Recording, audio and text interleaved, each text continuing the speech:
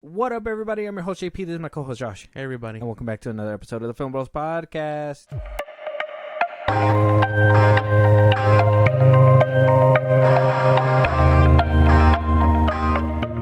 Trigger warning for the first topic of today's episode.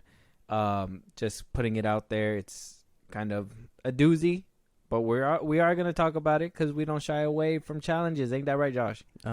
Yes. It didn't sound so confident. Well, I don't know what it is. I reserve the right to pull out at any time. You can't be pulling out any time right now because we are talking about Danny Masterson being found guilty on 2 out of 3 counts of rape. Yep. And I know the R word is very hard to hear, but hey, you know, it was a weird thing when I heard about this because I was like, man, Hyde? My boy Hyde? No way he would have done this. But, you know, after careful deliberation, they even had a retrial. Yeah. Apparently the outcome is the same, and this is according to CBS News, saying that they had the retrial. 2 charges he was found flat out guilty on, and one of them the jury was on a deadlock on whether or not, which was basically it was half and half. They couldn't choose whether or not he was guilty or innocent for the last one. I seen a video. It's very sad. His wife was crying as he was being taken away today, or the day that he was sentenced. We still don't know how long he's going to be doing, but he's facing up to 30 years. He's 47 years old right now. Damn. So, I don't know, Josh, you're hearing these news. What do you think?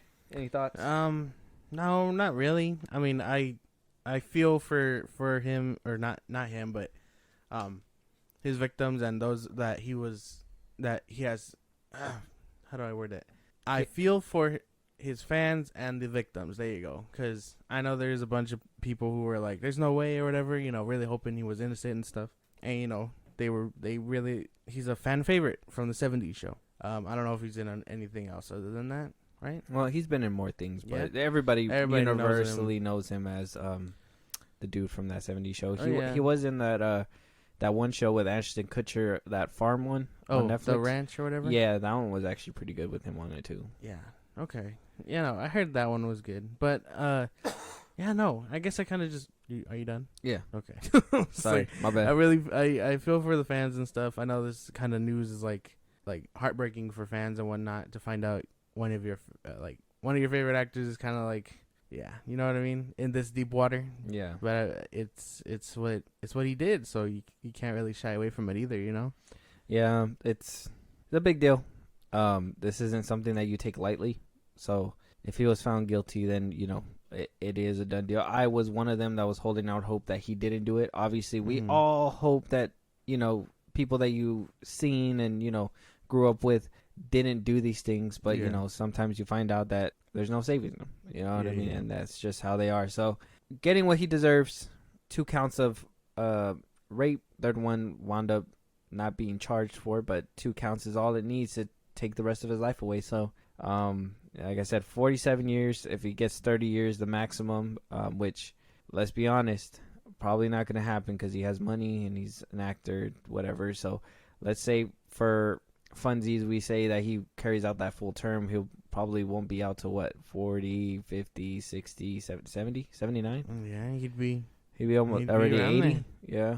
If he doesn't get out with like good behavior or whatever, yeah, he'd be around there. Damn. Was it worth it? Probably not. So, yeah. So if anybody was curious on where Danny Masterson's going to be in the next few years, well, he might be locked up. Yeah, so. He's in prison. Yeah, he's in jail. That's a hard break, his sentence. Goddamn. Yeah, 30 years is a long time. But somebody who took no time to move on with her life was Amber Heard. So, pun intended, we heard that, you know, a few episodes ago, we were talking about it, that an insider said that she wound up moving out to Spain. Wound up leaving out to Spain after the trial, saying that she doesn't want to come back. And it seems like she has confirmed that she is fine where she's at. So video circulating on TikTok, seeing a bunch of people trying to wave hi to her, say what's up, and a lot of people asked her in Spanish, like, do you love it here? She says yes, that she loves it here, and that she hopes to be here a while, saying that she was trying to get away from all the noise that was happening after the trial, and that is why she's in Spain, and I guess in no rush to leave anytime soon. Yeah. That's her choice. I know we talked about it, but it's Johnny's choice to come back to acting and, leave it all behind him. While it seems like she just wants to, quote unquote, run away from the noise, it really sounds like she's running away entirely. Yeah.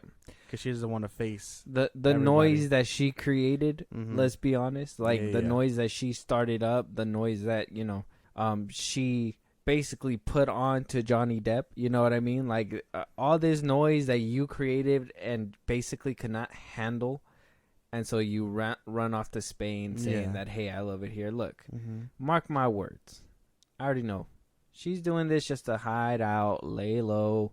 Hopefully all this trial thing dies down in the next couple years or so, and then she's gonna be right back. Yeah, she'll be back on her bullshit. She'll be back in Hollywood. People will forget about it.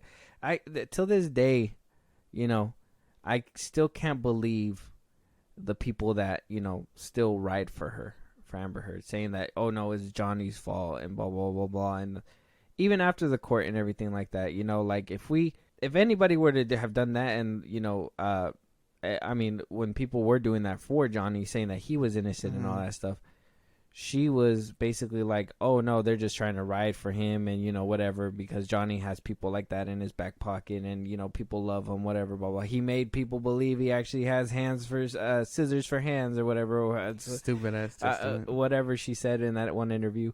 But here she is, tail tucked between her legs in Spain. Still have those people backing her up. She ain't telling people like, hey, you shouldn't back me up, that I was in the wrong. No, she's still playing that card like she was in the right and everything. And she was supposed to get that that appeal to try to win against Johnny, and nobody heard about it, but it was denied, and that's why she's at where she's at right now. So she will be back. For those that love Amber Heard and believe that she was in the right in all this, and feel like she was wrongfully accused and she shouldn't be in Spain and she should be acting and Johnny shouldn't. Look, actions speak louder than words. Johnny's here doing his job, coming out, acting again, and Amber has run away. Yeah, whatever, blah blah blah. Court of public opinion's not gonna let her come back because she lost. Look. She could have probably finessed her way or finagled her way into anything that she wanted to do, but she's out there now. Like I said, like you said, Josh. Everybody decides their own path. She's deciding this. Intentions or anything aside, I think actions speak louder than words. And who's still in Hollywood and who's basically been... She says she left, but ran out of Hollywood. Yeah, no. She's clearly hiding from something. And, I have no doubt she'll be back. It's just a matter of time. That's it. She's being how she is about it. Whether you call her a sore loser or whatever, that's a whole other thing. But she's clearly very she's still trying to hide, even though she's the one that kind of aired that bitch out. So she was the one who did it, and look at her in Spain, hiding in Spain, in España. Yeah, just hiding out. It is what it is, but a beef that we have heard and we talked about it before seemingly has been squashed. But we now have The Rock tapping in to basically give his blessing. All right, so over the weekend, he wound up going to Twitter. I'll read you. We're not going to play his whole video, okay? We're not playing his whole video, but I will read what he tweeted out, and he basically tweeted out, hope you've got your funderwear on. Hobbs is back, and he just got laid. Luke Hobbs will be returning to the Fast and Furious franchise. Your reactions around the world. So Hobbs' return in Fast X has blown us away. The next Fast and Furious film you'll see the legendary lawman in will be the Hobbs movie that will serve as a fresh new chapter and a setup for Fast X Part 2. Last summer, Vin and I put all the past behind us will lead with brotherhood and resolve and always take care of the franchise I've built my career on, audience first mentality, and that's always serves as my North Star. Congratulations to my Fast family and Universal Studios on the global success of Fast X. And as always, Hobbs and $7 Production are motivated to help the Fast franchise to new and exciting places for fans worldwide. And Daddy's got to go to work, he says. Now, to be honest, if you guys can't stand hearing The Rock, what he put in the tweet is basically what's in the video, okay? But he just goes around and around in the video. He literally put beat for beat every single thing that he says in the video and the tweet. So don't waste your time. It's too much. I don't know who can handle that much. The Rock motivation. Yeah. But in this tweet, we always have suspected, but we never knew for sure. But it is true that Vin and him were having this beef. Like I said, shocker. I know, guys, but I think this is the first time anybody has confirmed that this is actually the reason why. Yeah. You know what I mean? Mm-hmm. I think every single time has always been, oh, my co-mates are candy asses or something like that. You know what I mean? So it's like, this is actually the first time he actually comes out and says it. Another thing that kind of is a what the fuck is, Hobbs is getting his own movie now that is supposed to be before Fast X. Now, we've already had this issue. Okay, I know the whole crew was mad at him when Hobbs and Shaw was greenlit because it wound up pushing back F9 about 2 years, so Hobbs and Shaw couldn't be released. Mm-hmm. And it had a lot of people mad. Tyrese Gibson was one of the vocalist ones about it. He was the one that was like, oh, it didn't even have the kind of opening that Fast and the Furious had or whatever. A lot of people were worried that this might have been the movie that says, hey, Dwayne Johnson is the reason why the tickets are selling, and this is his franchise now. Yeah. A lot of people were saying that Vin was worried about that. Tyrese was worried about that. A lot of people were worried about it. So now we're hearing things are getting resolved. Hobbs is getting his own movie. It's basically back to where they were with Hobbs and Shaw. Hobbs is getting his movie, standalone movie, because he said Hobbs movie. He didn't say Hobbs and Shaw, so I don't think we're getting a part 2 of that. Unless they warp it into that. But a Hobbs movie that will be coming before Fast X. I mean, you're hearing all this. What you think? I don't know, man. Like, I don't know how a Hobbs movie is gonna work. Like, you know what I mean? Like, I feel like the only reason I was interested in Hobbs and Shaw was because Shaw was there. Like, I prefer Jason Statham as an action hero to The Rock. Okay. And it's weird because it's not Fast 5 Rock, and I know that's probably because of his age and whatnot, but I would have, if this was gonna come sooner, it should have been sooner when he was that young. You know what I mean? And he was still that badass. But now I feel like it's not gonna work. You don't think he's still a badass? No, not like he used to be. Not like if it was gonna be then around Fast 5, okay, sure, and then maybe around Fast 8, because it looked like he still got it in the fucking that one jailbreak scene. But now it's just, I don't know. Maybe it's because it's been a minute and he could totally wow me with his action scenes. Well, you didn't think he did good in Hobbs and Shaw? No, not really. When it comes to those two, I think I prefer Jason Statham as an action hero, like I said. Well, yeah, to be honest, even Statham had that room full of guys and The Rock just kind of knocked somebody out. Yeah. I mean, I guess I could see what you're saying. I mean, me personally, I think Hobbs is kind of like the only character I actually enjoyed The Rock in, like 100% fully. I think that's like the only role I can actually be like, okay, he plays The Rock, but he plays it in a way where it's smooth and it's pretty cool, Yeah, and I'm good with that. I'm cool. Mm-hmm. So a Hobbs movie I'm cool with. It's just more, how is this gonna negatively affect everything else? Because like I said, Fast X is probably gonna have to get a seat back, right? Is Vin seething at the teeth right now? You know what I mean? At one point he said on the red carpet, we talked about this the other day. He did say, Universal was kind of talking about thinking, hey, do you want to make Fast X a trilogy?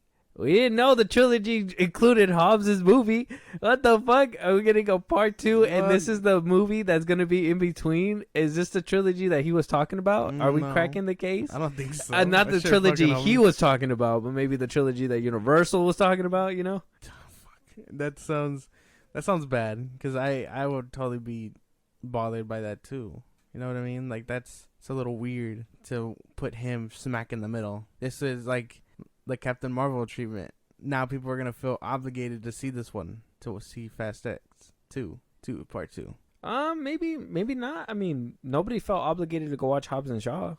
It was actually the weakest performing in the box office when it came to the Fast franchise. So I mean, that one they said was gonna be separate though.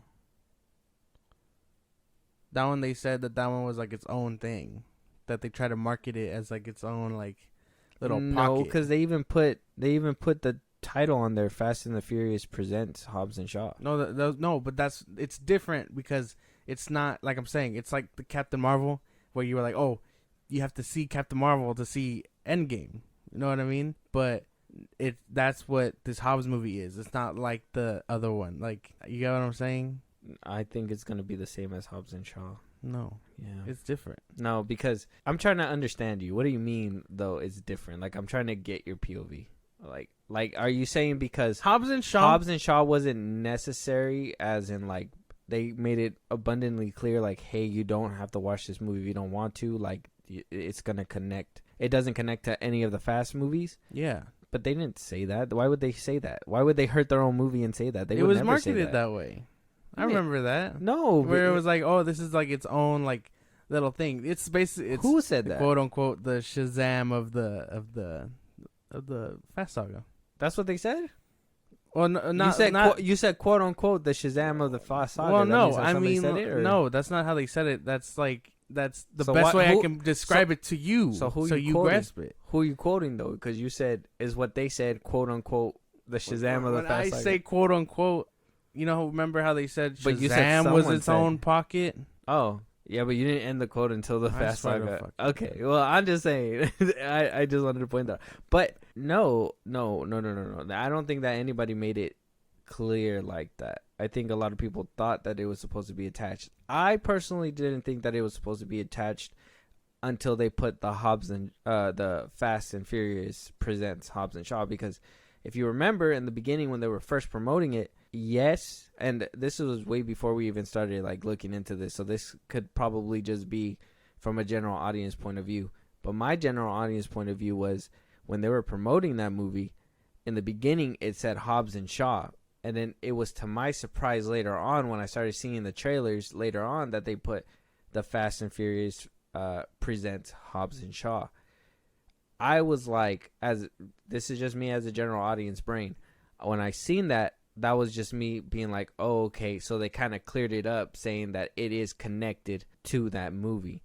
Because what I was thinking was that in the beginning, like, hey, it was separated.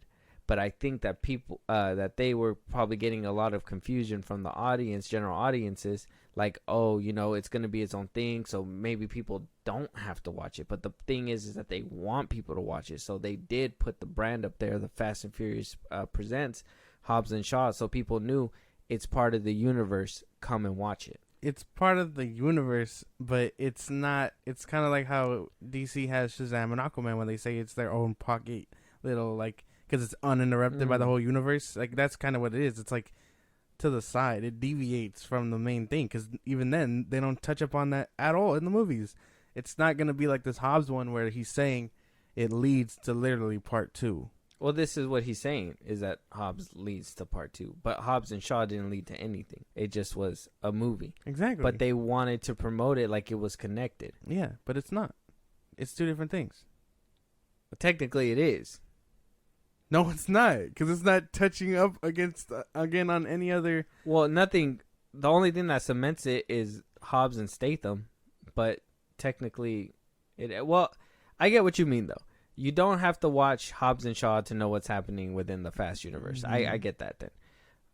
But they did market it like, hey, you had to come watch it, because at the end of the day, they do want people to come and watch it and spend money.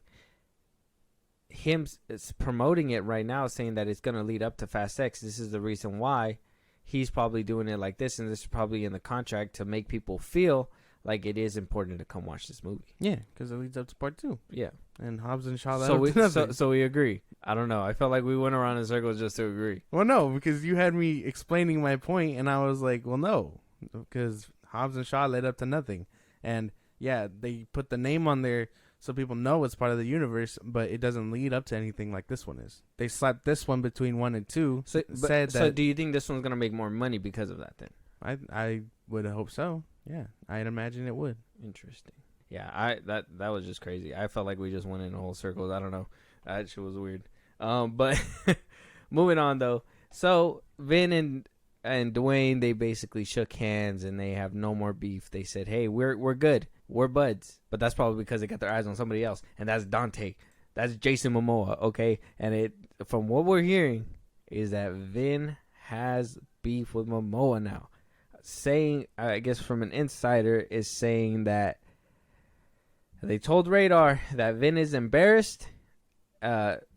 Jason is being branded the only bright spot in the film and stealing his thunder in the franchise he built himself. Overacting and scene stealing undermined the artistic integrity of Fast X. And they go a movie where someone tries to blow up the Vatican. Yeah, Jason Momoa is in the crosshairs right now. When you have someone crazy enough to blow up, in people's opinion, one of the most controversial and religious places, the Vatican, that's gonna be talked about. I in recent memory, I can't remember any movie where they were just like, let's blow that motherfucker up. You know what I mean? Mm-hmm. It's a talking point for sure, because no one's ever been like, we should blow this motherfucker up. They don't blow. He doesn't do it. Spoiler alert. But it's a great fucking talking point, because that just shows controversy. Yeah, but I think what I'm getting out of this quote more is just that.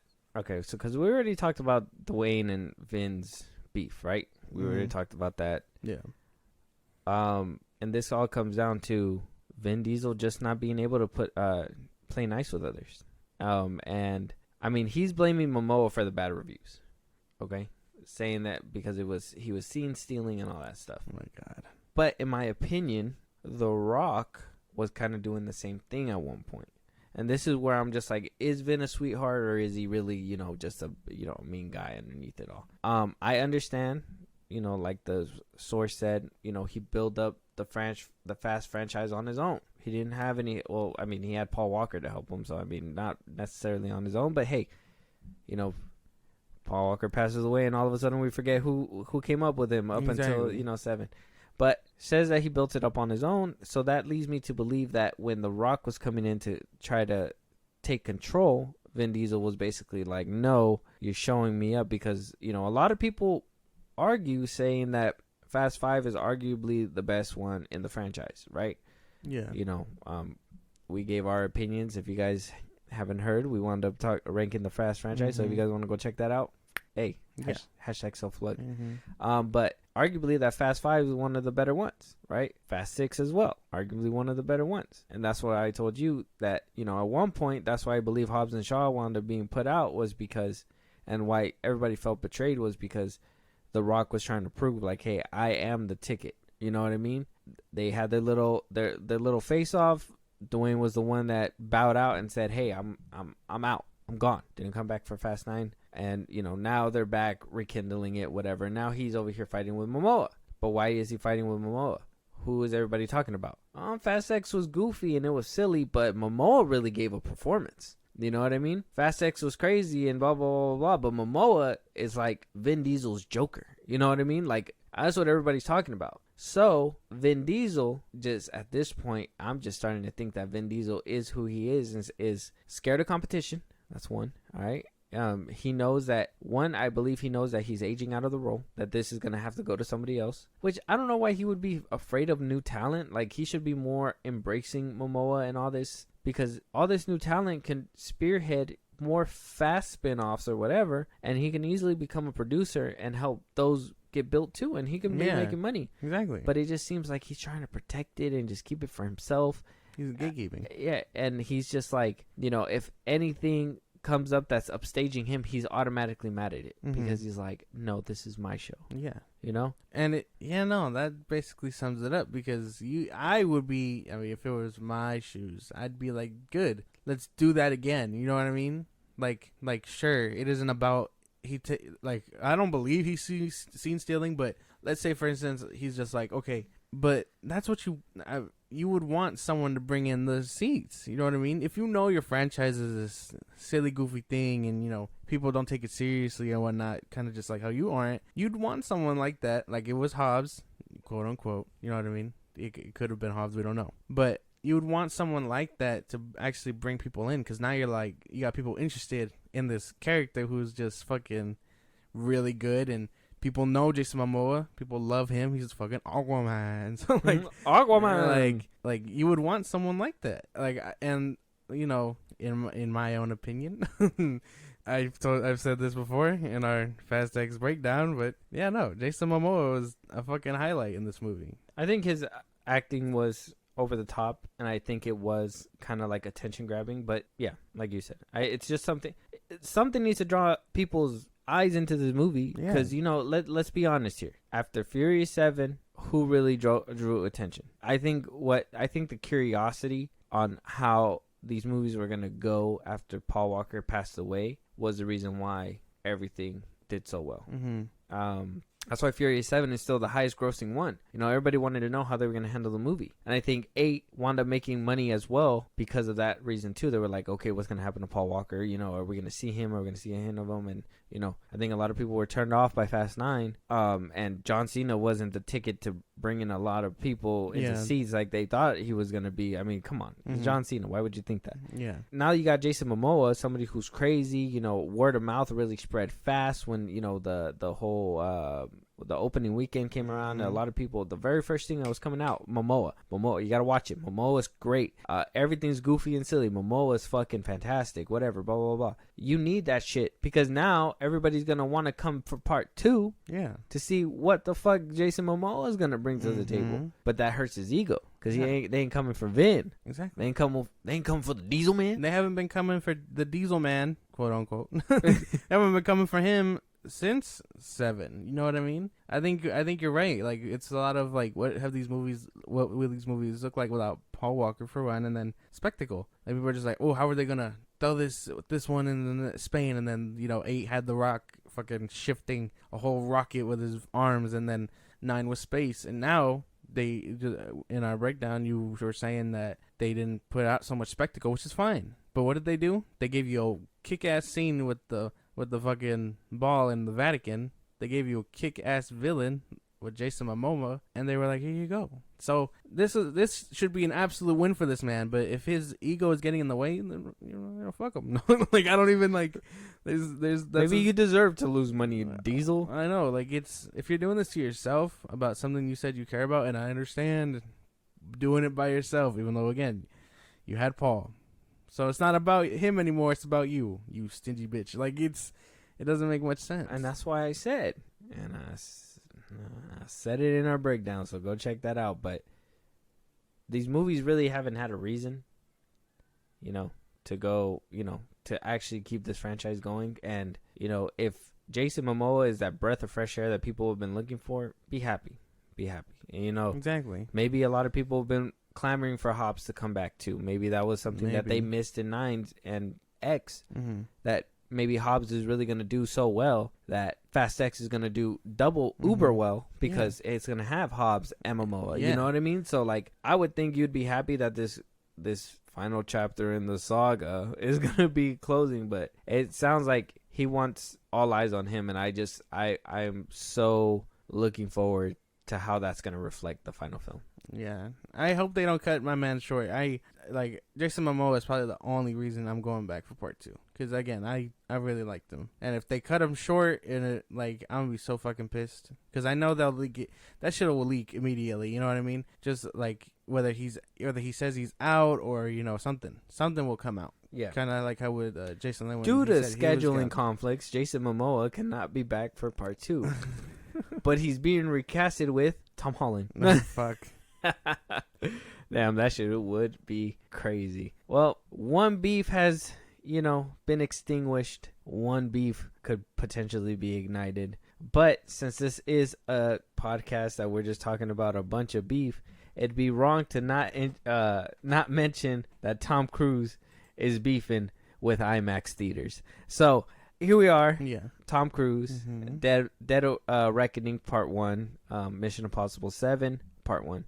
will be coming out pretty soon. It's going to be making its rounds in theaters July 12th. Now, Tom Cruise is reportedly upset, pretty pissed, and has been up and down Paramount, calling executive CEOs, asking why is Mission Impossible 7 not getting at least 3 weeks of IMAX screens? Because right after the release of Mission Impossible 7 on July 12th, Oppenheimer releases the weekend right after, July 21, and he will be taking all IMAX screens for 3 weeks. Now, as everybody knows, or if the listeners out there don't know, maybe Josh, you probably don't know, Nolan has been working with IMAX since 2008, The Dark Knight.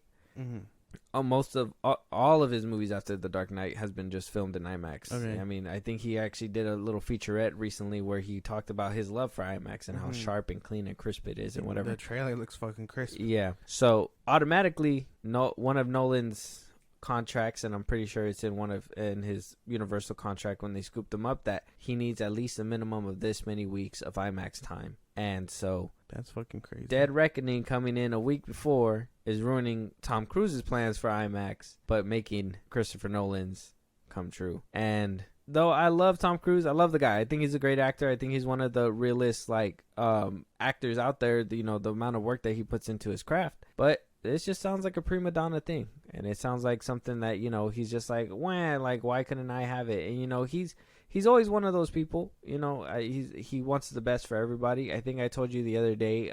He's like, he doesn't mind sharing the stage with other people, but when he's on stage, he wants all spotlights on him. You know what I mean? And then when he's off the stage, he can give 2 fucks where the spotlight goes. He just wants his time in the light.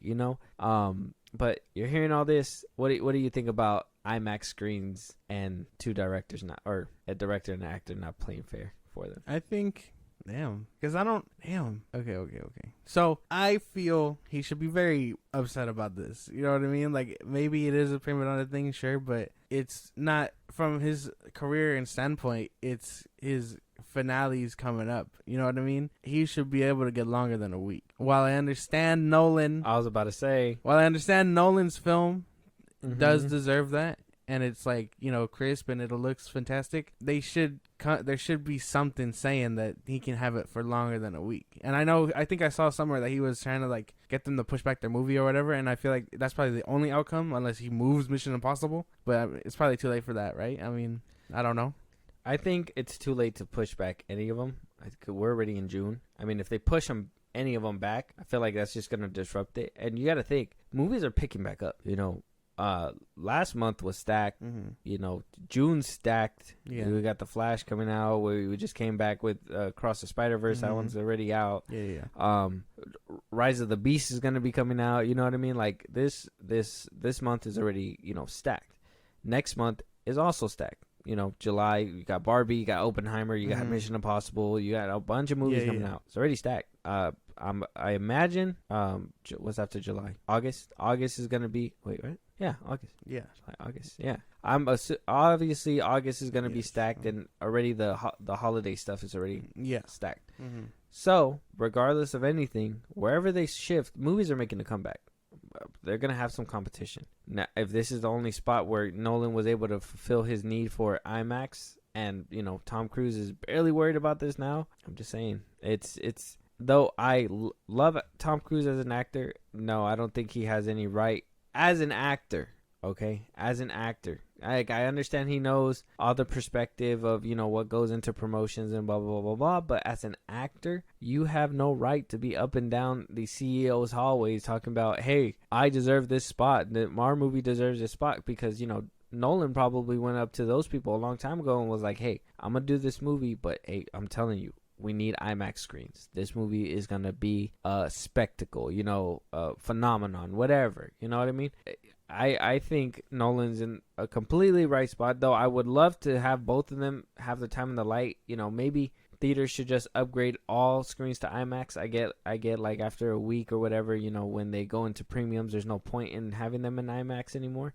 Or it goes to standard screens, they don't need to be in IMAX. But in my opinion, I think every theater should probably have IMAX. I think this is just highlighting the IMAX problem. Maybe. But I just feel for Tom Cruise because I don't know if it's contracted he gets 2 parts. You know what I mean? Like if this one does bad, he gets a second one. But with this one only gonna be out for a week before Oppenheimer comes out, it's gonna get blown out the fucking water, and that would be something I feel for. I think that regardless on whatever screen Mission Impossible goes on, I think it's gonna have the best chances out there. I think regardless, I think Oppenheimer and Barbie is gonna be an issue, but I was more worried about Mission Impossible not letting Oppenheimer and Barbie make money. That's just real. You said it yourself. It's Tom Cruise's last outing, his last couple Mission Impossibles. Why wouldn't it sell? Well, yeah, but to be experienced fully, I don't. And again, with Oppenheimer coming out, it's gonna blow it out the water. I have very much doubt about that. I feel like he should get some time because he knows what's coming. And 3 weeks is a long time. That's a whole month.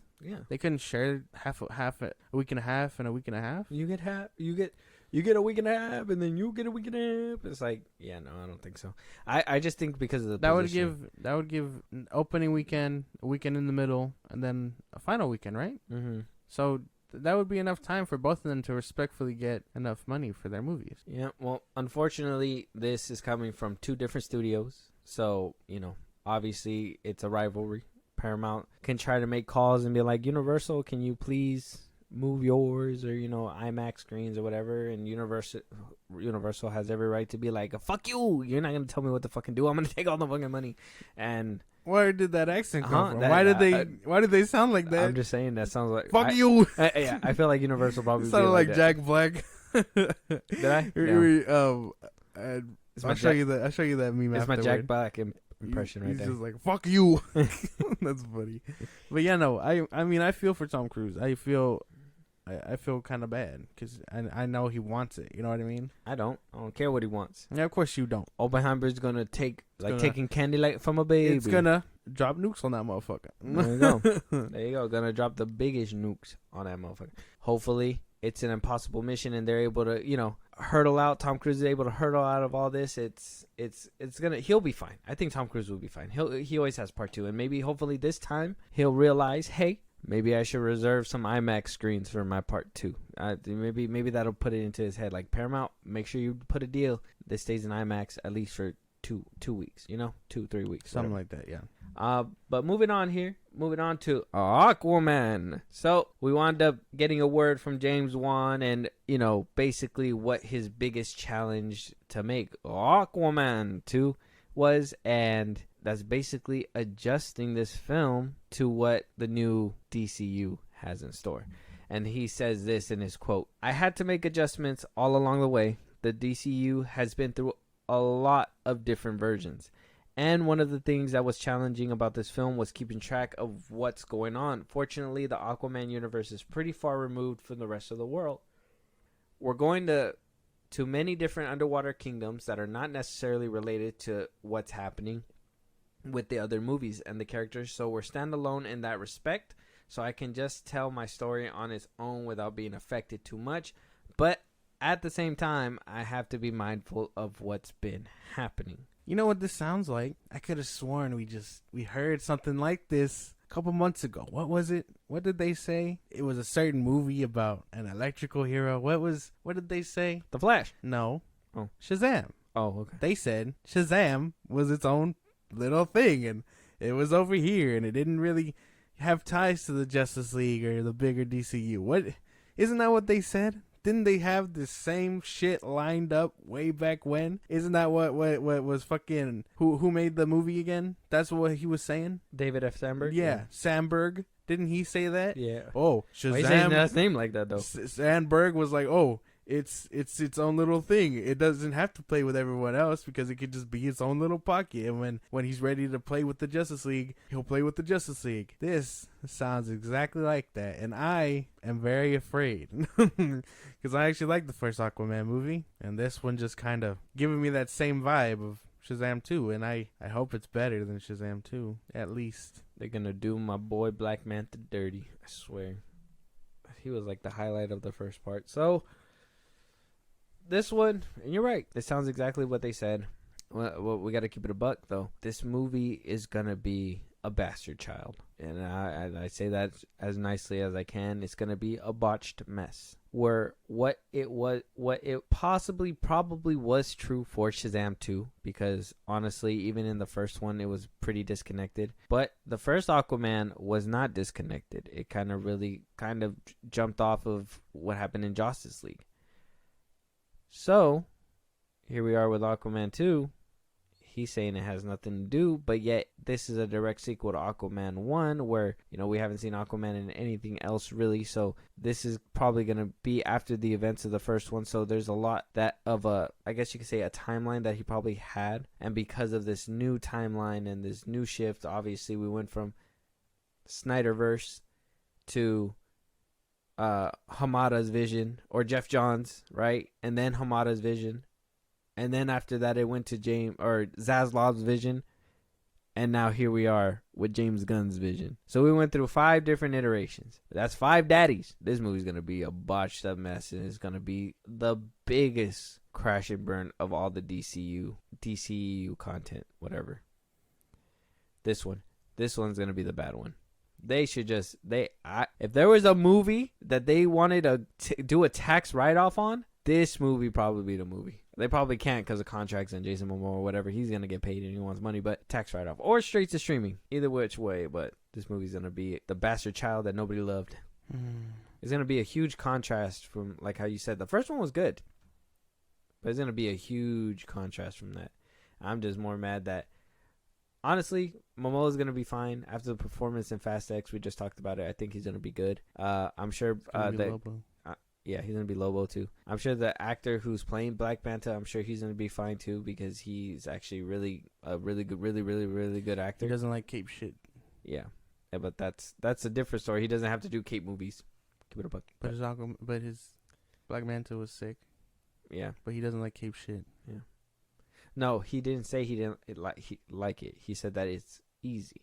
He says it's clown work. This doesn't make me feel good. I don't like... Yeah, no, because then this makes me just feel bad, because now you're fucking with the shit I love. And I know I don't talk about Aquaman well enough, but I do like the first one, and I would have preferred to keep seeing, if I had to keep seeing Aquaman, I'd prefer it be Momoa's. So now I know James Gunn is he's taking a dump on everything I like, and he expects me to pay money to watch his fucking movies. This bastard. Well, like I said, he undercut a lot of these movies at the fucking knees, bro. He fucking just cut a lot of these movies at the knees, and a lot of these movies are not gonna shine like they were supposed to.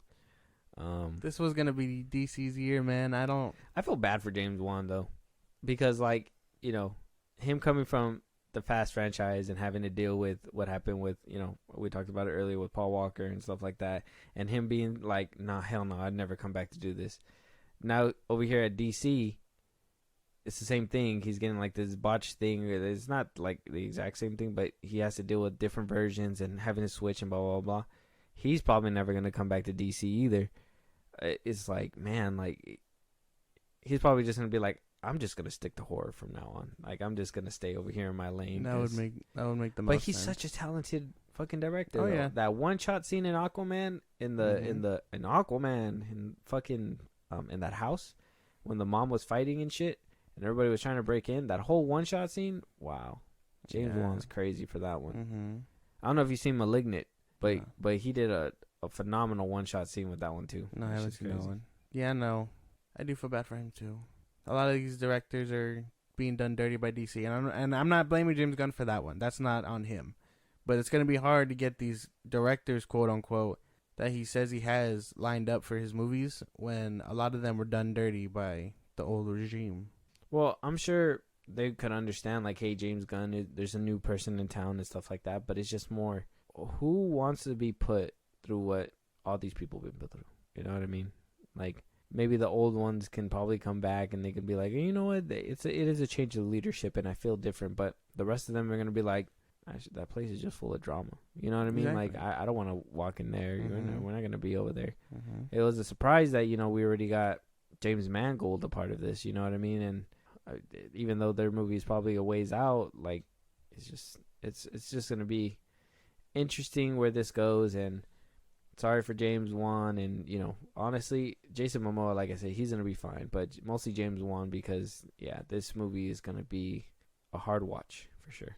If you guys didn't think Aquaman could drown, I'll tell you, it's coming. My boy is drowning. Yeah, I don't know.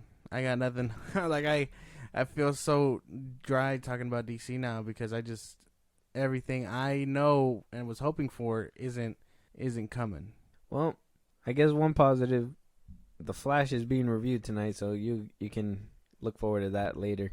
Why? So you can pull out fucking reviews and shit on my fucking dreams, just like James Gunn? Fuck yeah. You and James Gunn are in the same damn boat. Yeah, just call me James Gunn Jr. Yeah, just call me Gunn Jr. Yeah, no, that's dumb, but yeah. All right, well, it is what it is. But moving on to The Flash. So, just so we can put the final nail in the coffin for you. So, we're hearing that The Flash is not going through trouble, but they're doing their best to cause any problems or any hiccups with the launch of this film.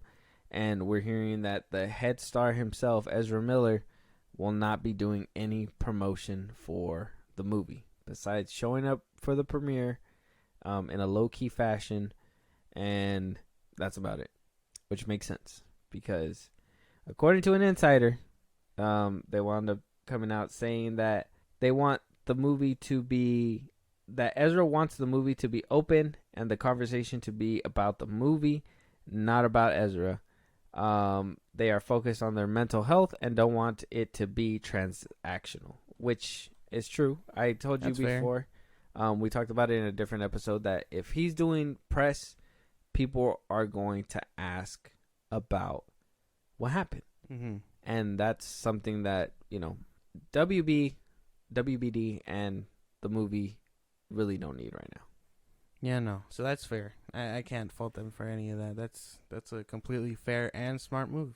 Damn. No, and in a low key fashion, what does that mean? He's just gonna show up in a hoodie and like be one of the audience members? No, I'm pretty sure they're probably gonna have him like wave and take pictures and stuff, but not talk to press. Like he'll probably be there waving and stuff like that, but they're probably like, if press come and try to ask him questions, they're just gonna be like, all right, he has to get going and get moving or whatever and take him into the theater and blah blah blah blah.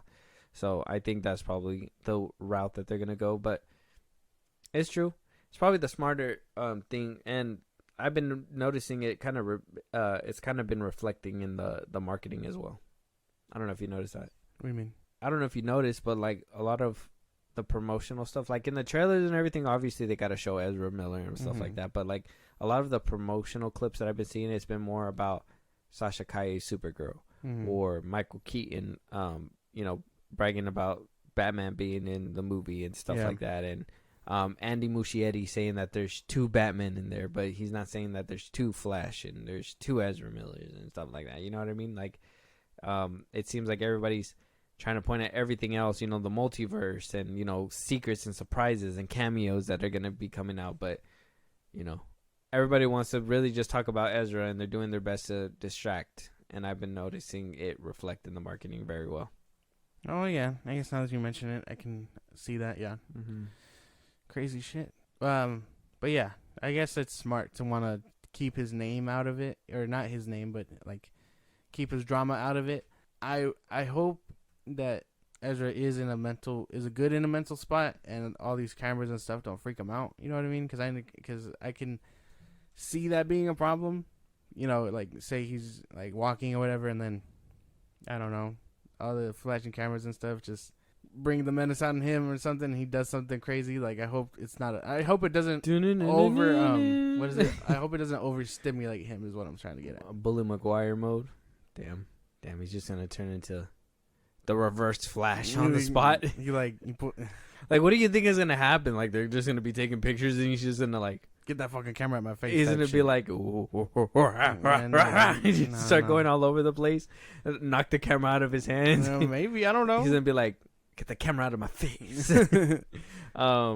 Yeah, it's gonna be interesting. But another interesting little tidbit that is coming from the Flash is that we're also hearing that a script for the Flash 2 is already completed and is, good to go, and also has remnants of Keaton and Sasha Calle's Supergirl involved within the script. And I know that face that you're making. Like, what the fuck? What the fuck? Like, what, they're going to try to do it again? Hamada's a damn idiot, because I think this plan came from, like, I think the script happened way before this final version of The Flash is out. You know what I mean? I think this script was made while they were making the first Flash movie, and they were like, "Oh, this is because I believe at one point they did say that Keaton was supposed to be the definitive Batman, like he was gonna be the one to like make it out, and that Sasha Calle was basically gonna take over Supergirl's part, and Keaton was gonna train Batgirl, and it was gonna be basically all female led, like Justice League. Back when Batgirl was when Batgirl was being made. So I'm assuming that this script was done. Now a lot of people are speculating like, oh, so that means they're not done with Ezra Miller. Like I said, I think that this was done before all that stuff was happening, when they had plans to make sequels, and DCU wasn't being rebooted and all that stuff. Maybe, yeah, but even then, like a Keaton coming back and Sasha Calle coming back, I only really need a Sasha back. I don't need Michael Keaton back. I think if this one does well and they decide to greenlight a second one, they should just have Sasha be the definitive Supergirl, and then stop doing shit with Keaton. That's it. That's plain and simple. Stop bringing him back as Batman. If you're gonna bring him back as Bruce Wayne, fine, but make it in a Batman Beyond movie. That would satisfy so many other people. Stop giving this man. Stop putting him in the goddamn cowl. That's what I'm trying to get at. You don't want to get nuts? Well, that's sort of fucking good. I mean, look. Obviously, Keaton coming back is not a very bueno thing for us, right? I mean, well, wait, what? It's not a very bueno thing for us. I was like, wait, it's not a very bueno thing. Yeah, no. You didn't hear what I said? No. You want me to repeat it one more time? That didn't sound very clear, but okay, I get you now. You want to get nuts? Sort of fucking God. But I know a lot. I don't know. Maybe it's because I don't know about you. What's your perspective on Keaton coming back? I know you're the younger crowd. I know that have you seen Batman Returns and Tim Burton's Batman? I've seen Tim Burton's Batman. Okay, so what do you expect from Keaton? Or like him coming back, like how do you feel about this? I feel disrespected. As a DC fan, I feel very like not even like a DC fan, but like as a Batman fan, I feel very like disrespected, because like I can understand like he was good for that role in that time, but there's a time to let go. You know what I mean? Like again, if it's out of any if it's any of the old Batman, I am fine with Keaton. I guess if they had to make a choice, I'd prefer Keaton, but I wish it wasn't any of those options at all. Like I understand he was the safest choice because George Clooney probably isn't that guy anymore. Val Kilmer, he can't speak anymore. He's also not in Batman shape. But Keaton being the safest option really just irks me, because if he was in that good of shape, why couldn't y'all just force him into a Batman Beyond movie like they said they were going to do forever ago when Hamada was running it, quote unquote? And then why couldn't they just keep Batfleck? That's my big thing. Batfleck was, I feel like he's my Batman and not Keaton. So like I can understand from a certain point of view that it's cool for some people, but it's not very cool for me. Yeah, no, it's not. I don't fucking like it. I don't know why I don't even care why they picked him. They should have just probably just brought back Batfleck and just made him. To be honest, they had a perfectly good Batman right there, and they could have just, instead of bringing back an older Batman, they could have just made him act like a different type of Batman or something like that. You know what I mean? And be like, this is a totally different universe, Barry. You know what I mean? But I don't know. I know. I think a universe where like there is no, because in a universe where there is no Superman, imagine his fucking Batman. You know what I mean? Like we understand he was dark before Superman, but like imagine him without that hope, and then he's just tired, and maybe Alfred left him. Like that sounds like a much better concept than what it looks like we're getting with. I think Keaton. That's what we're getting with Keaton, though. Really? No. Yeah, because I think I've seen a clip, and I mean spoilers, but if you guys haven't been just trying to like avoid clips, but there was a clip where it was like old man Batman, or like he had like long hair. It was Keaton, obviously, and he was basically like, I've been doing this for 20 years, and like Gotham's all clean, like it's all cleaned up. There's no crime in Gotham at all or whatever. And I'm just like, is that because of the fact that Superman's not around? You know what I mean? Is there no crime because he was able to beat the shit out of crime to the point where crime didn't come back? You know what I mean? But yeah, there is a little clip about that. That's crazy because I think the concept of Batman only works if it's like I understand doing it for as long as you do. This is a little side tangent, but like in the case of my little like story, like doing it to that point, we already got that with Batfleck. You know what I mean? He's jaded. He's old. He doesn't want to do it anymore. He'd rather sentence them to death. You know what I mean? Have someone else do the dirty work, but just brand them and be like, go do your fucking. Let the crime system work its way. Like, I prefer that. And then eventually Alfred would get fed up and he'd leave him. And then he'd be like, well, fuck. Well, now I have nobody. So he'd just get darker and, like, scarier. And that would put crime... It would put crime away, but crime would still exist. You know what I mean? Yeah. Kind of like how The Dark Knight Returns does it. Where it's like, oh, Bruce has been retired for so long. The Justice League has not been around for how many years, and Bruce is just this old entrepreneur, you know, and then eventually he picks up the cowl back up. Like, that sounds so much better than what we're getting with Keaton's Batman. Yeah. James Gunn, just sign me up, dog. I will steer this boat. Like, this is as... All that shit you talk about him, you think he's going to give you a fucking job? Shit. He's going to fucking rewind all these podcasts and just be like, George, come into my office. Do you hear this? He's the bane of my existence. Oh, man. Yeah, no, you don't try to get a job with James Gunn. He's probably gonna be like, yeah, you're gonna be my assistant and give me coffee. And one day he's just gonna bring you coffee and be like, I'm a nice boss. And then you're gonna drink it and you're gonna be like, he's gonna poison my fucking coffee. Yeah. He's gonna be like, now you're the bane of my existence. That's fucking stupid. But moving on for our final topic. Now, for our final topic, I wanted to kind of bring this up because, you know what? I don't think he's shown love anymore. And it was just one of those trailers that I looked at, or I didn't even watch it. I seen it and I was like, oh, that looks interesting. I'm going to screenshot it and we'll probably make it as a little palate cleanser topic at the very end of this. So this movie is called, what the fuck is it? It's called Hidden Strike. It stars John Cena and Jackie Chan. I don't know what it's about. Oh, wait. 2 ex-Special Forces soldiers must escort a group of civilians along Baghdad's highway of death to the safety of the Green Zone. So I thought it would be pretty interesting for us to see this trailer and, you know, basically see if Jackie Chan and John Cena can draw in some tickets, right? Okay. Let's check it out. Hit it!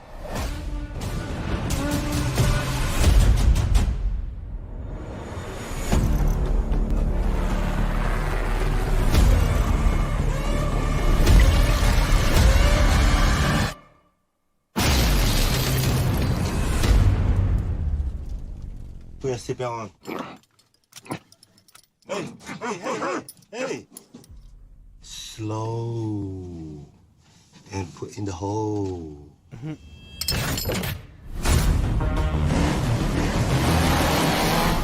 It's a team of international criminals. The biggest oil heist in history. It's not personal. These guys are a little bit on edge. You guys do nicknames? Bald Eagle. Tomb Raider. Full disclosure, there's a lot going on here. I think they're gonna shoot you. Why? Because the first time I see you, I wanted to shoot you. Allez, moi, ces enfoirés! See?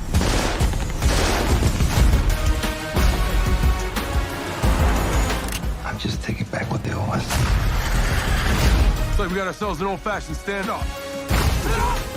You go high, I'll go low. Okay.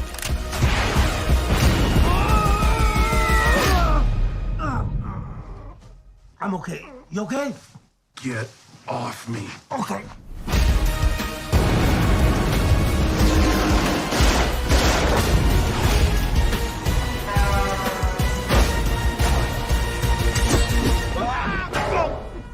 Sorry. Shame you have to do this on your own. I'm not alone. Hit it!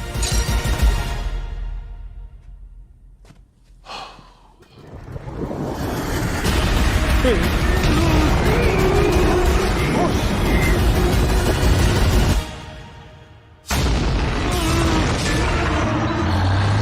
the fuck?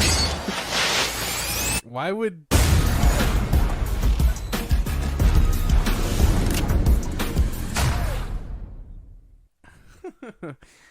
That looks entertaining.